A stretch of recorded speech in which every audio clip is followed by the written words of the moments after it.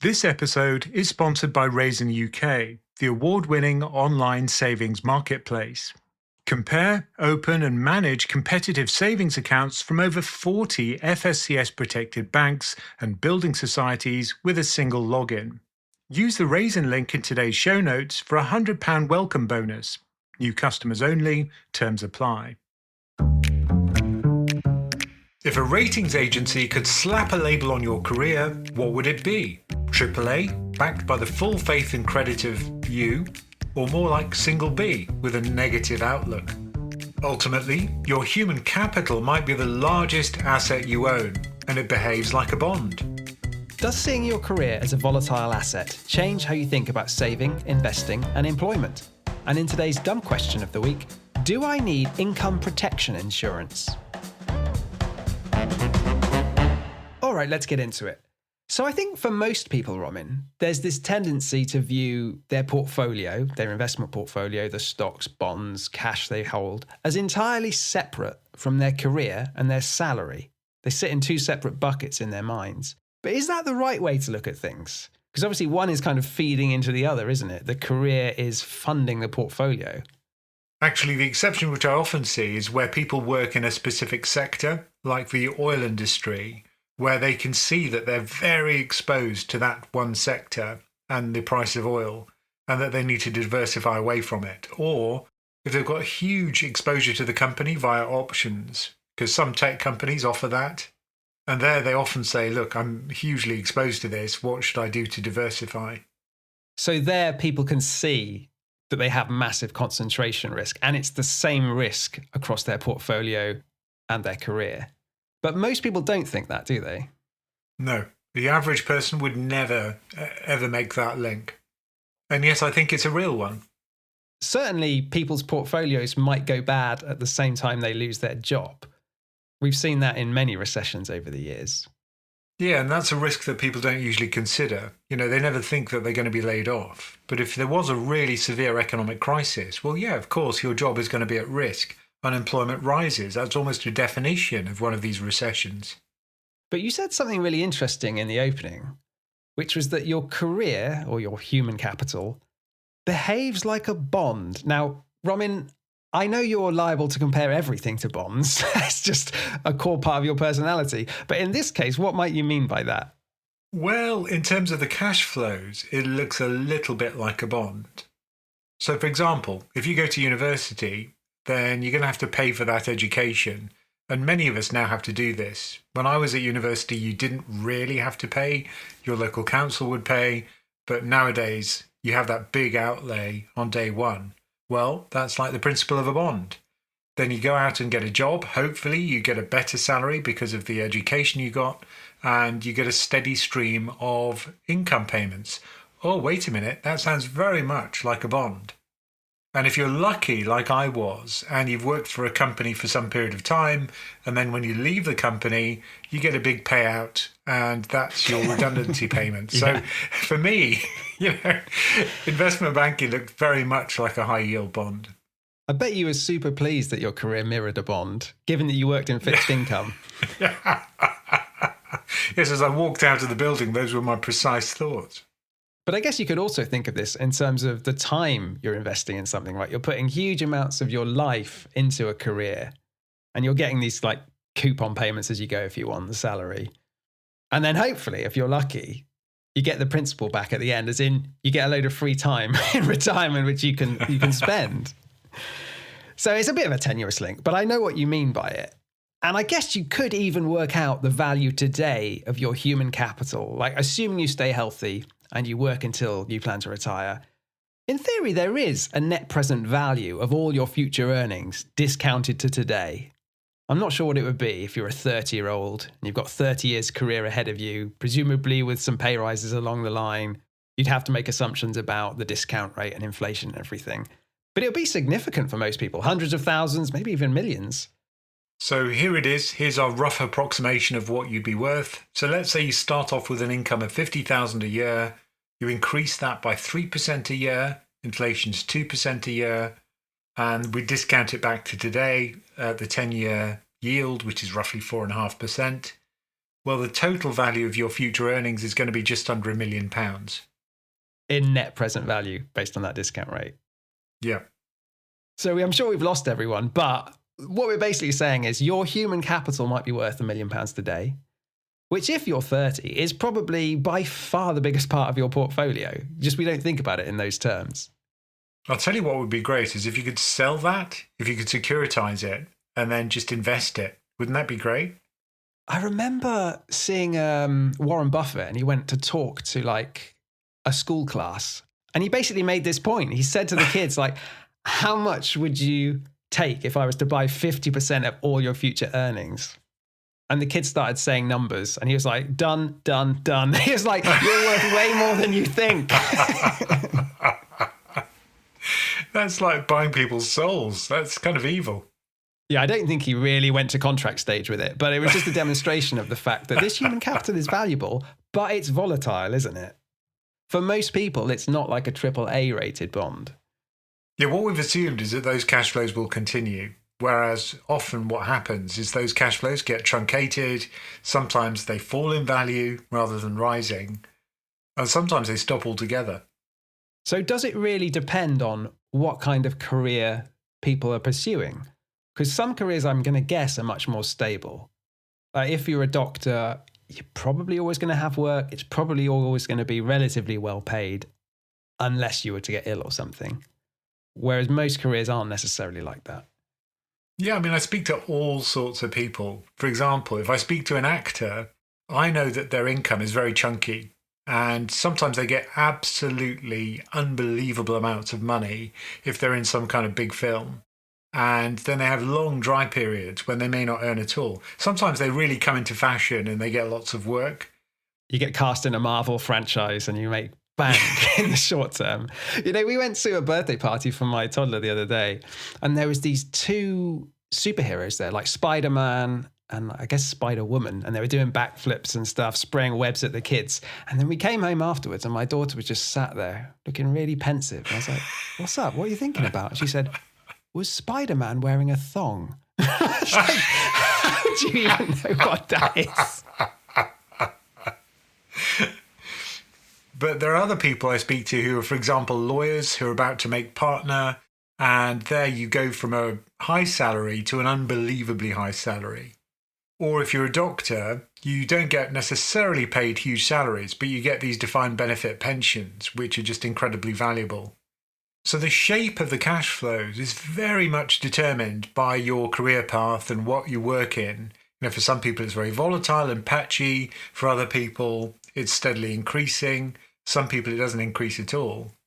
And in investment banking, it tended to be very high, but then it would suddenly disappear because you'd be laid off because there was some kind of crisis.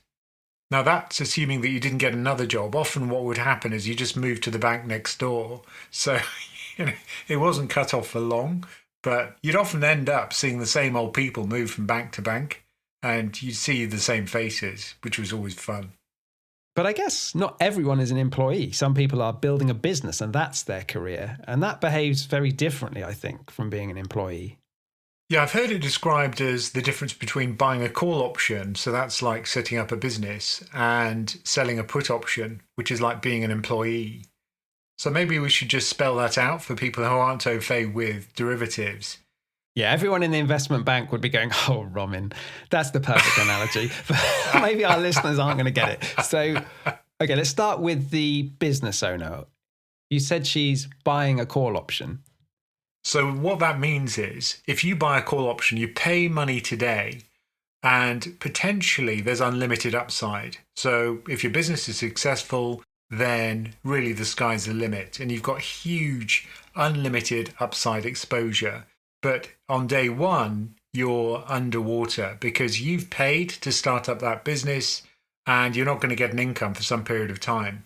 And there is a degree of luck when it comes to that business paying off. You know, I always think with PensionCraft, I was quite lucky. And I think people underestimate the importance of luck when you set up a business.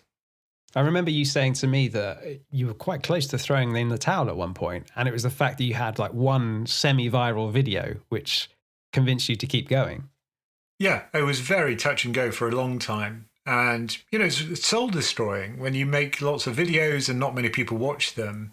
And looking back at them, some of them are quite good. I'd say that the quality was quite high early on, but it takes a while to get going, to get the customers and to pivot into something which is going to be profitable. So for many people, remember that call option does not pay off and you make 100% loss as you do with call options because it doesn't reach that critical threshold. So that's your setting up a business version, which is buying the call option. But you said it's quite different if you're an employee. You're, selling a put option. Now, the difference there is that it's safer because on day one, instead of having to pay something, you're paid the value of the put option. So it feels like you're in a secure position. Unfortunately, when you sell a put option, you can make income while you sell those put options, but you keep all of the downside for the underlying company. So if the share price tanks, you've got losses down to zero. As in, you could lose your job.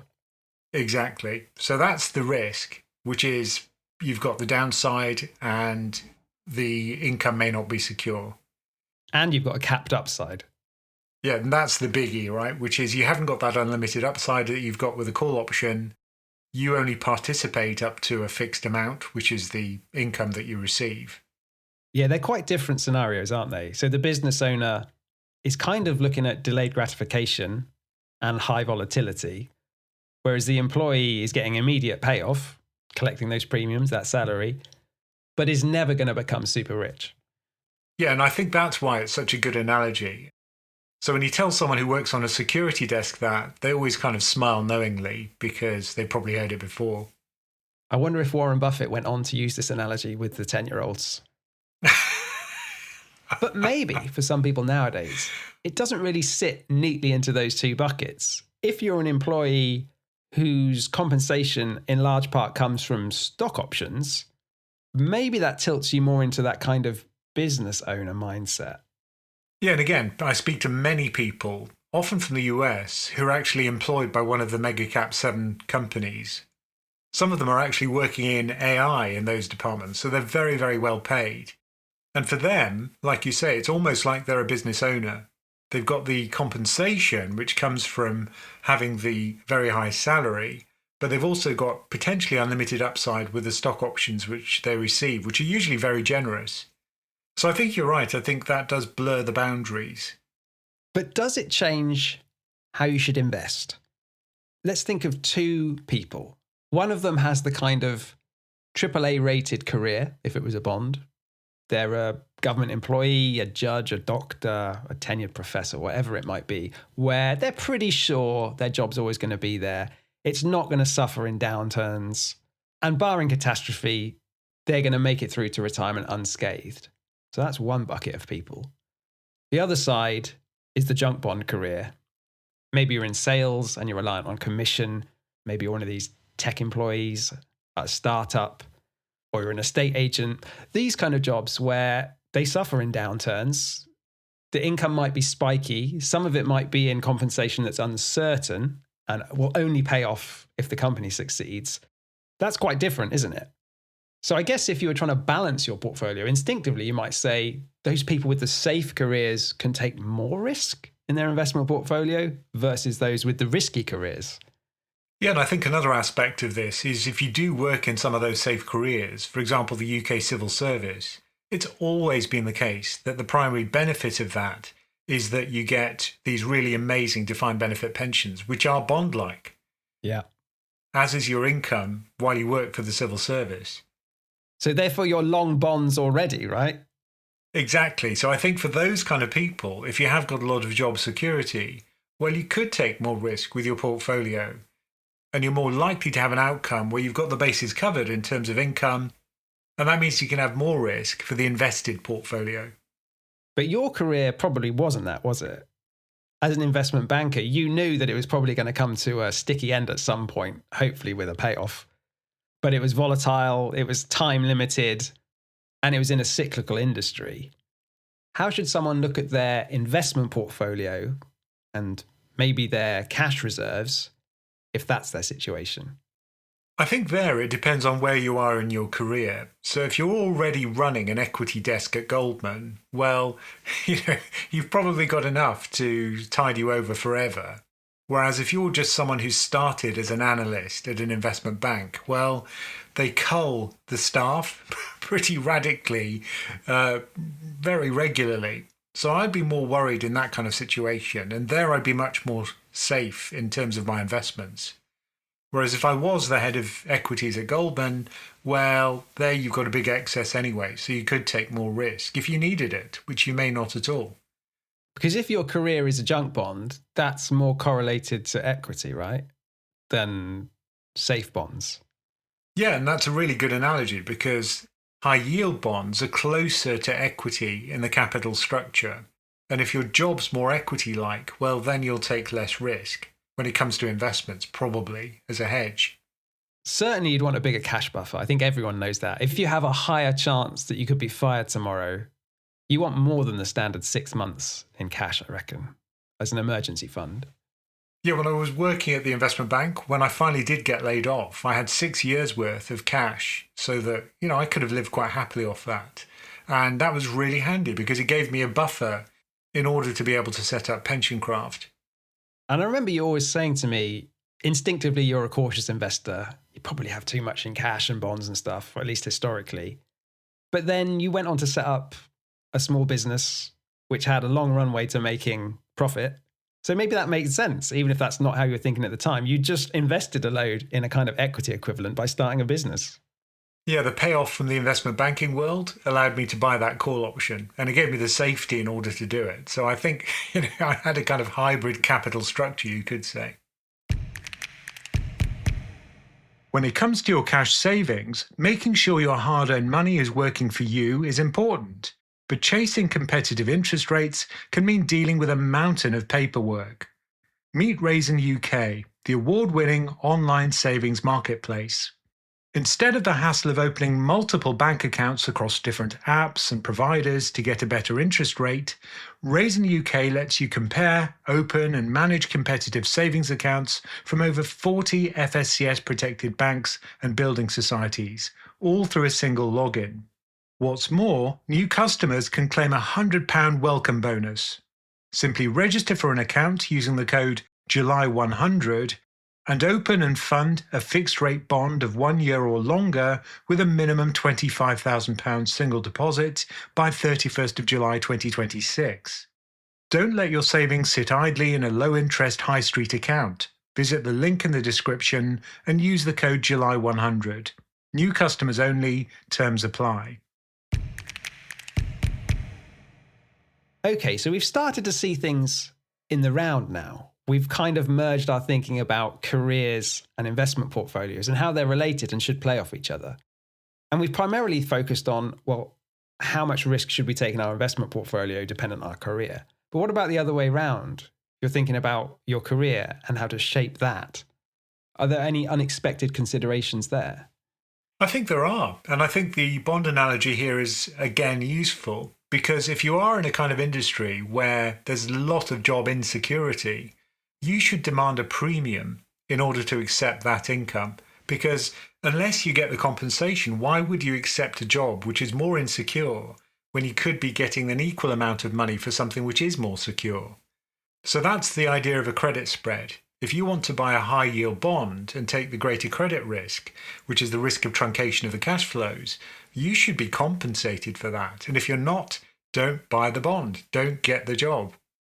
But what's weird is it doesn't usually work like that, does it? If you're an actor, actors in general get really low pay because lots of people want to be an actor, but they're not getting that credit spread.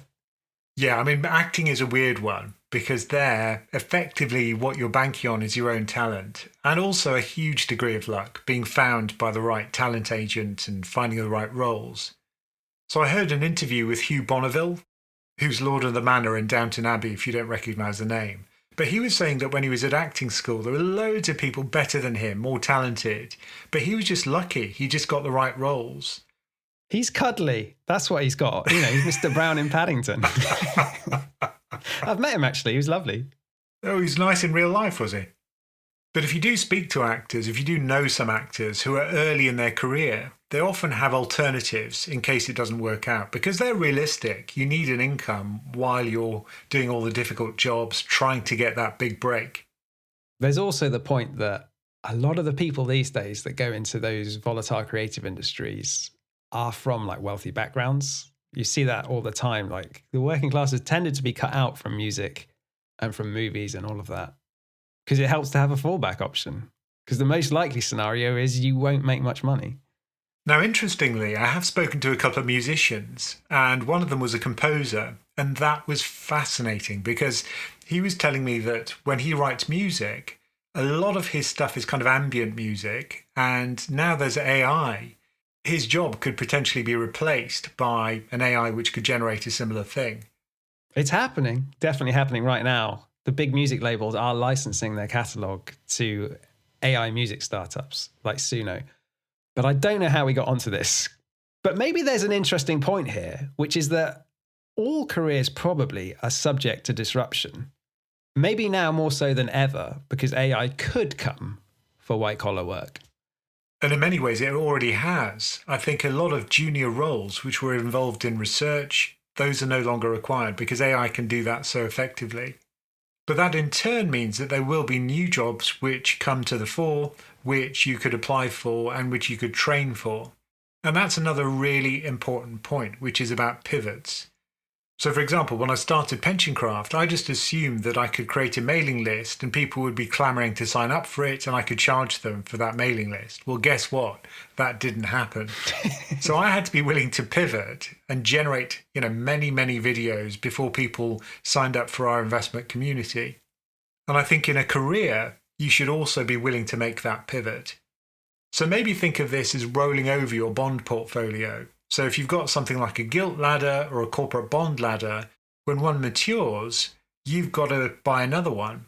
And similarly, I think many of us in our careers nowadays end up in a career ladder where you trade up from one job to the next job. It's no longer the case that you just work in one job for the whole of your life, get a very nice defined benefit pension, and that's it.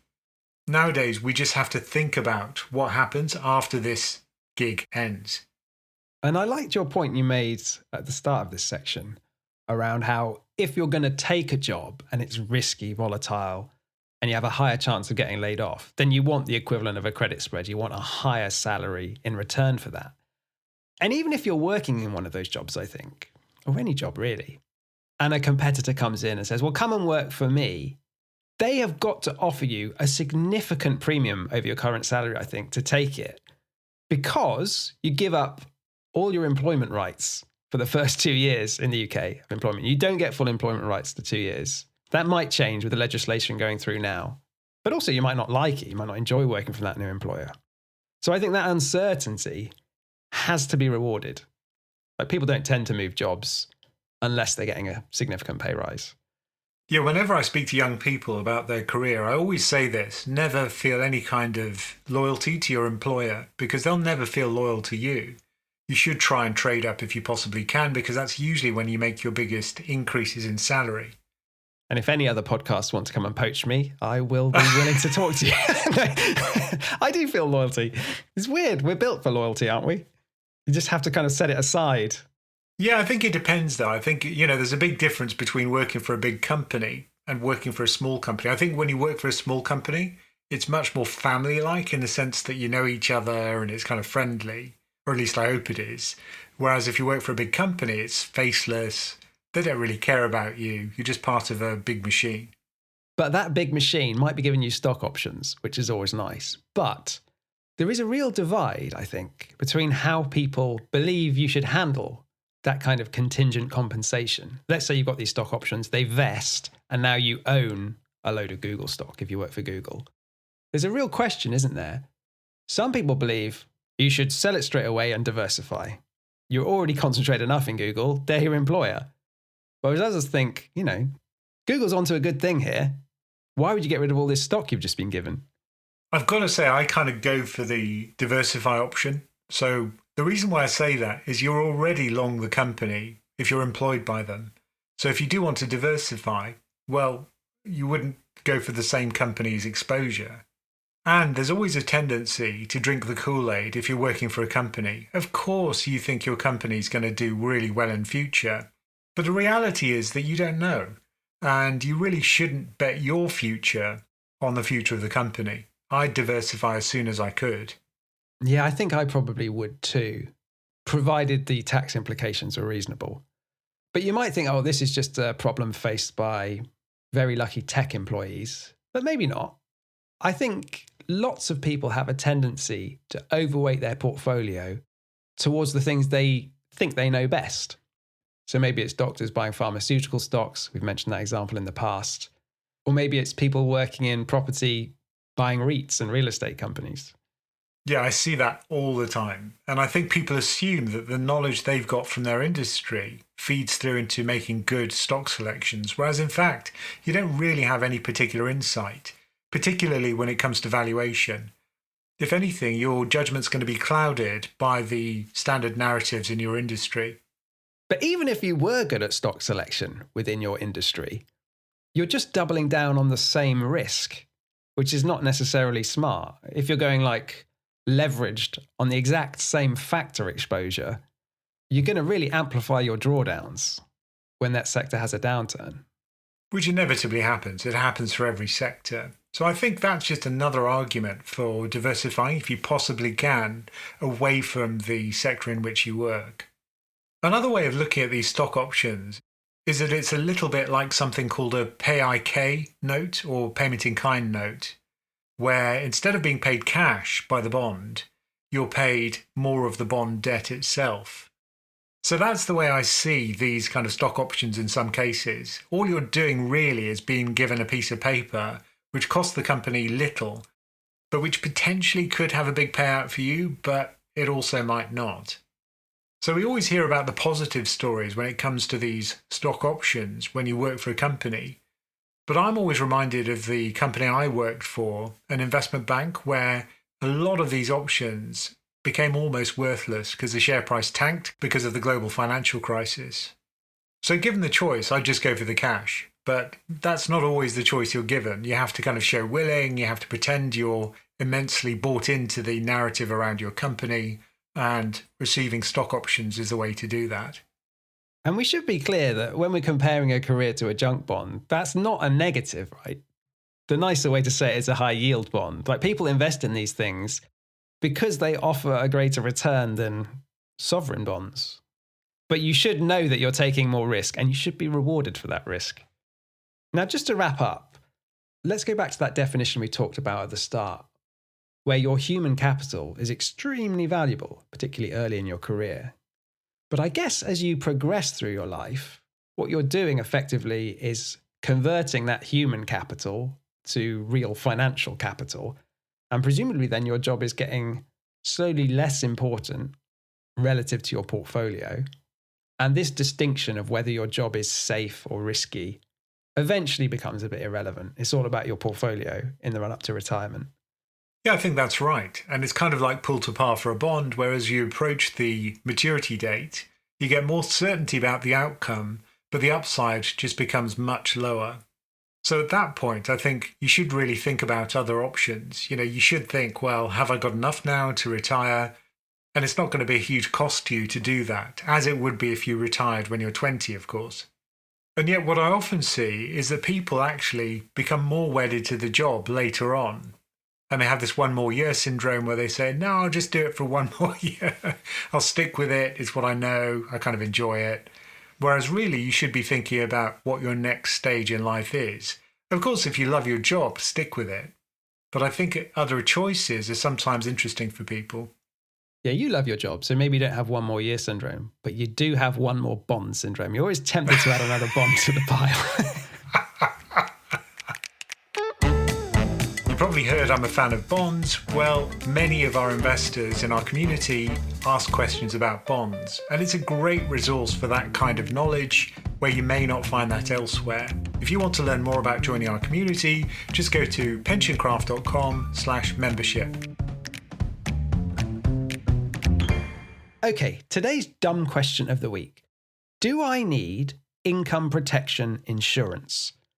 Now, right at the start here, we have to say, obviously, this is not financial advice. We never give financial advice. But let's look at this question. Now, we've talked a lot about how you might see your career as somewhat bond-like. And there's another aspect in which it might be like a bond, which is that sometimes they go into default. And here, it could be because you get ill or an accident causes you not to be able to work and your income suddenly dries up. Now, the solution some people look to there is insurance. Now, for some people, this provides real peace of mind. For example, if you're the primary breadwinner for a household, well, there's a lot of concentration risk for that household in you. So if you did get ill, or if you had an accident which meant you couldn't work anymore, well, you would want some form of protection, such that the family's fortunes wouldn't suddenly take a dive. Now, the way these insurance policies typically work is that in the event that illness prevents you from working, they'll provide regular payments that replace part of your income, maybe somewhere between 50 to 65%. And that will usually continue for a set period of time, maybe until you start working again or until you retire, or maybe there's a hard cap like the end of the policy term. But there are some nuances to be aware of, which shape both how much the insurance policy might cost you in terms of premiums and the payments you will receive. So there's often this kind of deferred period, like a waiting period after you get ill before the payments start rolling in. And you need to be able to bridge that gap if the terms of your contract with your employer aren't giving you some kind of payment in the meantime. And I didn't realise this, but it's not the same thing as critical illness insurance, because what you get with that is a one-off lump sum. Yeah, and that's usually very tied to specific conditions, whereas income protection can be a bit more broad, but it can also be tailored in terms of the level of cover. So the most expensive one is usually to insure against your own occupation, which means that, you can't do the job you're currently doing. But at the other extreme, you could be insured only on the basis of any occupation. So that's just if you're too ill to do any kind of work, then the insurance policy kicks in. But then you're likely to get into an argument with your insurer where they say, well, you could do this job, surely. So it's much harder, I think, to make a successful claim. The reason why I never considered this was in the investment banking world, people always assumed you could just walk into another role. It was just assumed that you wouldn't get ill and that you'd be able to just find a new role. Maybe if you looked at the fine print of your contract, you might have had this insurance without knowing about it, Roming. A lot of people do, and that's one thing to check before you go and take out your own policy. Oh, that's interesting. I didn't know that. So some jobs offer it as part of the role. Is that right? Yeah, I know that some employers have it as a standard benefit. But we were talking previously about the credit spread, the additional income you receive for the hazards of your job. Presumably, they'll know, the insurance company, what the hazards are for your industry. And if you're working on an oil rig, then the chance of injury, I suspect, is much higher than if you're working at an investment bank. What was the biggest risk at the investment bank? Like your boss throwing a stapler at your head, or what is it? Severe paper cuts? There was very little paper that crossed the desk. No, it's a paper moving business, not a paper storage business, Robin. That's what you told me before. If you're moving all that paper, industrial grade paper cuts. But to be serious for a second, when might income protection be more likely to be a good idea? Like you said before, if you're the sole breadwinner or the main breadwinner and people are reliant on your salary to live, if you get ill, it could all go wrong. Also, if your employer is not offering enhanced benefits and they just do statutory sick pay, in the UK, that's really low and not going to last for very long. Another thing is, what's your financial position? If you've got big savings, like huge savings, you're kind of self-insured in a way, so maybe an insurance policy is less necessary. There's also, I guess, a distinction between whether you're self-employed or an employee, like how big a safety net is there. If you're self-employed, presumably there's no safety net. And an obvious point, I suspect that the premium you pay is going to be proportional to your salary, so it is a little bit like tax in that sense. But look, the outcome that you really want to avoid is getting the insurance in the first place, and then when it comes time to make a claim, you realise to your horror that your particular circumstances aren't covered by the policy. So it's really important, first of all, to shop around for the best premium, so you don't pay more than you have to. But secondly, that you're really aware of what's in the fine print and what's covered and what's not. Yeah, and that you outline all your pre-existing conditions and all that stuff before you sign on the dotted line. Because if there's a way to wiggle out of paying you thousands of pounds per month for years on end, they'll find it.